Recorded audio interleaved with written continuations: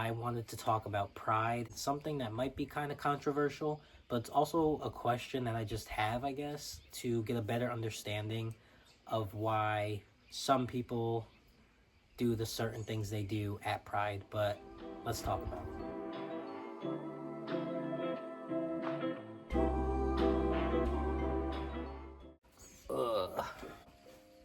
What's up, guys? Welcome back to another video. Well, I don't think I really told anyone, but I just traveled from Arkansas back home to New York with my girlfriend and our son Hunter.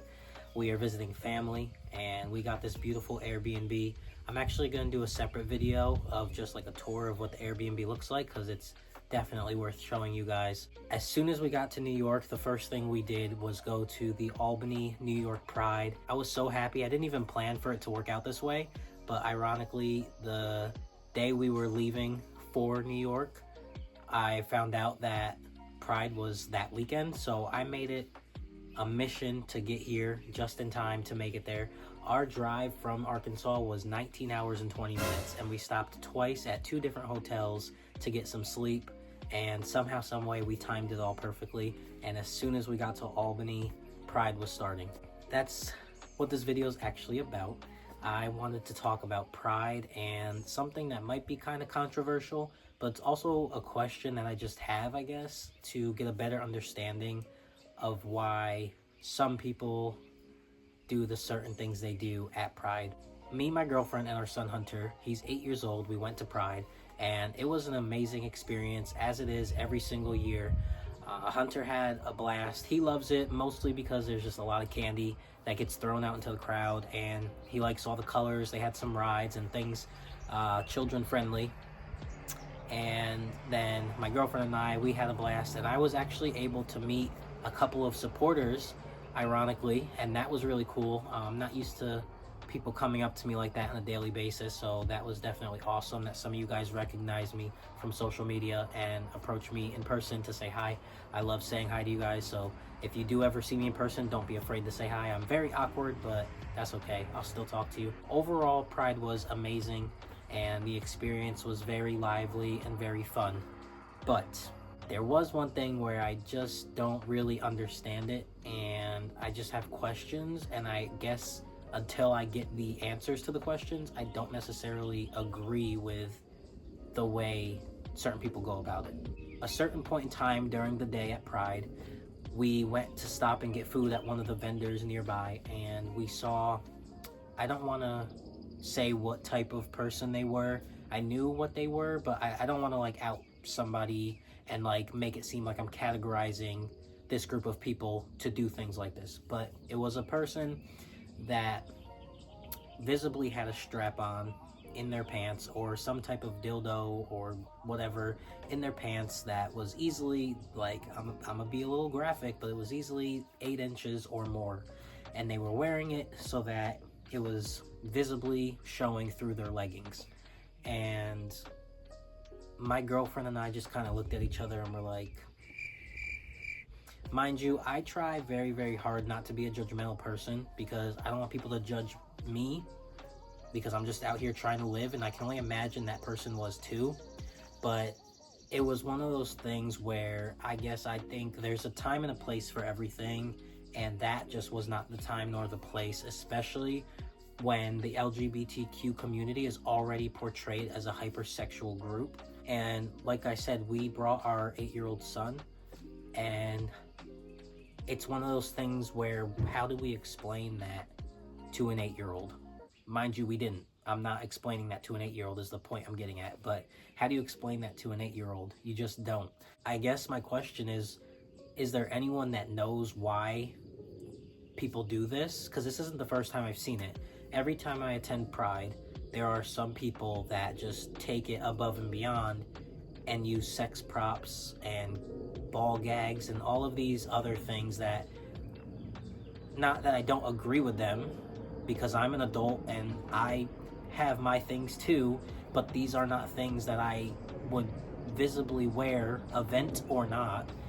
These are not things I would wear in public for children to see. I wouldn't even want adults to see it. So I just guess I'm confused as to where we're going with this. when it comes to pride. And I asked the same question on Instagram, and a lot of people were actually like on my side and were saying like, please, if you have the answer, like let me know, because there's actually a lot of people in the LGBTQ plus community that are not going to Pride anymore, or kind of feel uncomfortable, because it's almost like Pride went from being a colorful flag, you wear a shirt with a little logo that says I'm trans, like love is love, things like that. Like it was like the very basic whatever. And now it's turning into this very hypersexual, dominance type of role-playing event. And again, it's not that I disagree with that type of stuff. Like, I'm an adult, I get it.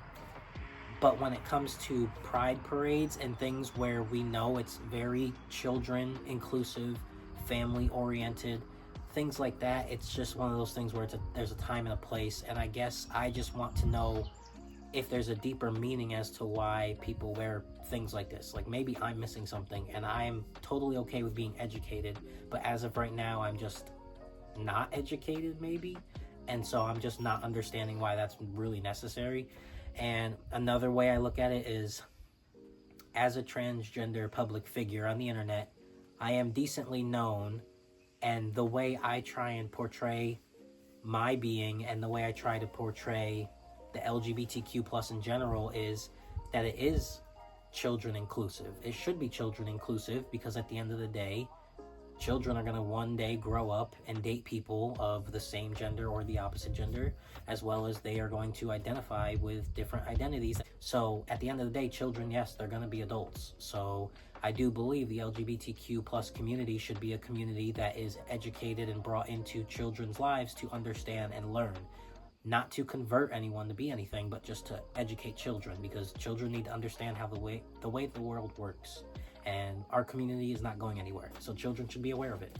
And so when it comes to pride parades and stuff, kids should be allowed to go to those things. And I feel like the more we make it into a sexual thing, it's no longer inviting to families and children and just your everyday person.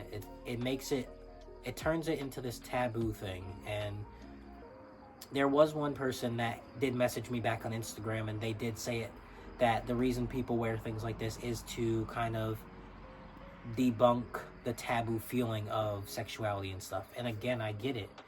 But when it comes to children, I can't, no matter how you put it, I can't imagine trying to explain that to a child. Like, that's not, no matter if we're trying to debunk the word sex or like take away the taboo energy from sex and sex acts and things like that, it's still not a family oriented conversation. I don't know, like, let me know if I'm wrong, but I'm not seeing the reason why we do it. And I think it really just adds fuel to the fire for people who are against the LGBTQ plus community. The majority of the reason why people are against our community is because they think we're hypersexual and because we're a taboo conversation, whatever. And then when people are doing things like that, it's not helping. It's really not. And I'm not perfect in any way. I'm not a perfect transgender man. Like, I'm not saying I'm this, like, there's a halo over my head.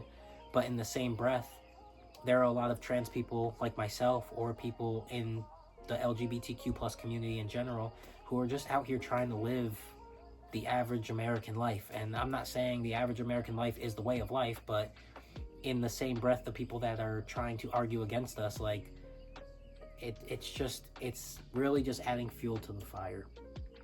And I'm just a dude who has a stepson, who sees me as his father.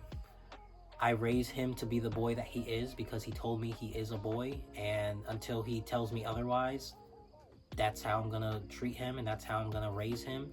I'm not doing anything to coerce my son to be a specific way or to like a certain gender or whatever. We're just living, and it just makes it very hard because, for example, if I were to go to work and say, oh, yes, I'm transgender, I wouldn't do that. No one knows I'm trans at my job, but if I were to do that, I know their mind automatically goes to this extreme LGBTQ plus, like, a hypersexual being, and it's like, that's not what I am. And some people might be, but it's not fair when all of us are not that way. And again, there's no right or wrong way, but this particular situation, I do think that there's a time and a place, because I cannot see how there is a way to justify behaving this way or portraying yourself this way in front of children or toddlers. It's just odd. I don't know. I could be completely wrong, but I really do hope people engage in the comments and let me know if I am wrong. But yeah, I'll catch you guys in the next one. Peace.